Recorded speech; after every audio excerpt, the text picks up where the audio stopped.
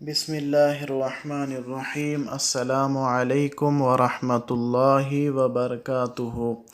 میرے محترم بھائیوں، بزرگوں، دوستوں اور عزیز ساتھیوں، آج الحمدللہ ایک ایسی دعا بتلائیں گے آپ کو کہ اللہ تبارک و تعالی اس دعا کے ذریعے سے انشاءاللہ ثم انشاءاللہ ہم تمام کی جتنے اس دعاؤں کو پڑھنے کا اہتمام کریں گے، جتنے لوگ اس دعا کے پڑھنے کا اہتمام کریں گے، اللہ تبارک و تعالی اپنے فضل و کرم سے اس کی حفاظت فرمائیں گے۔ پولیس سے، جیل سے، ہتھکڑی سے، قید ہونے سے اور پولیس کے ڈنڈے لگنے سے اور بیڑی سے، اس کا ثبوت اللہ کے نبی صلی اللہ علیہ وسلم کی حدیث میں ہے۔ اللہ کے نبی صلی اللہ علیہ وسلم نے ایک مرتبہ فرمایا تھا، اللہ حضرت یوسف علیہ السلام پہ رحم فرمائے کہ انہوں نے جیل کو پسند کیا، یعنی قید ہونے کو، سجن کو پسند کیا۔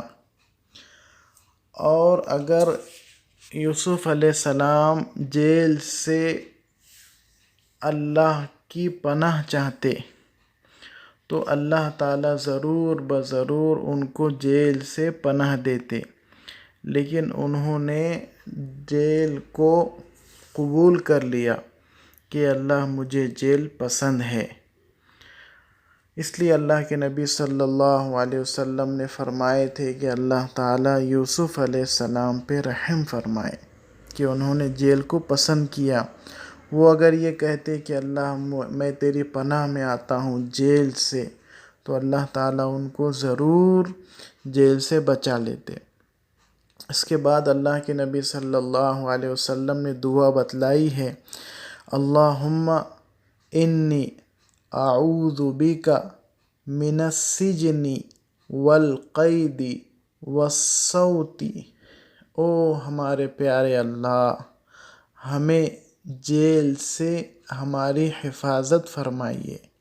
ہم آپ کی پناہ میں آتے ہیں جیل میں قید ہونے سے اور بیڑی لگنے سے، یعنی ہتھکڑی لگنے سے، والصوت اور جو ہے پولیس کے ڈنڈے پڑنے سے۔ ہم انشاءاللہ اس دعا کو یاد کریں اور اپنے رشتہ دار، دوست، احباب تک بھی جو ہے ان کو پہنچائے۔ اور جو معاملات میں پھنسے ہیں، جیلوں میں قید ہیں اور جو ناحق مقدمات میں ماخوذ ہے، ان کو بھی اس دعا کے پڑھنے کا اہتمام کرائے، خود بھی پڑھے۔ انشاءاللہ اللہ تبارک و تعالی جیل سے، ہتھکڑی سے، قید ہونے سے اس کی حفاظت فرمائیں گے۔ اللہ کے نبی صلی اللہ علیہ وسلم نے اپنی مبارک زبان مبارک سے ان الفاظ کو کہا ہے اور ان دعاؤں نے قبولیت کے راستے دیکھے ہوئے ہیں، ان الفاظ نے قبولیت کے راستے دیکھے ہوئے ہیں۔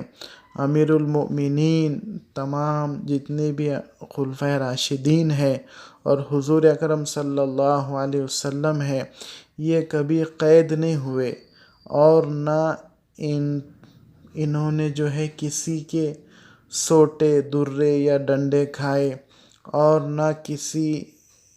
نہ ان کو کسی نے قید کیا۔ اس دعا کی بڑی فضیلت ہے، اس کا اہتمام کرے۔ اللہ تعالی ہم تمام کو عمل کی توفیق عطا فرمائے، کمی کوتاہی کو معاف فرمائے۔